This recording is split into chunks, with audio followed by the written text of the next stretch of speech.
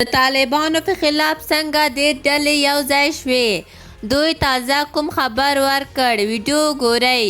یو شمېر پخوانیو افغان مشرانو چې له هېواد بهر اوسي پرون جمعه په یو انلاین یا مجازي غونډه کې د یو نوي ائتلاف د جوړېدو اعلان وکړ. پخواني قومندانان، تنظیمي مشران او سیاستوال لکه عبدالرشید دوستم، محمد اسماعیل خان، کریم خلیلي، محمد محقق، عبدالرؤف رسول سیاف، یونس قانونی، عطا محمد نور، صالح الدین ربانی، عبدالحق شفق، صادق مدبر، سرور دانش، احمد مسعود، رحمت الله، نبیل عمر، داودزی او تادین خان د دغه نوي ائتلاف عمده مشران دي. د افغانستان د ژغورنې لپاره د ملي شورا په نوم د دې نوي ټلوالي هدف د هېواد د روان بحران حل او د طالبانو د واکمنۍ مخالفت بلل شوی دی.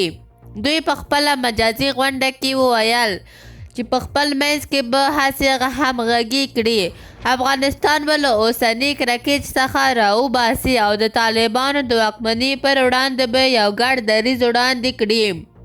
دوی په دې اړه چې په څه ډول به د طالبانو اوسنۍ واکمني وننګوي څه نه دي ویلي.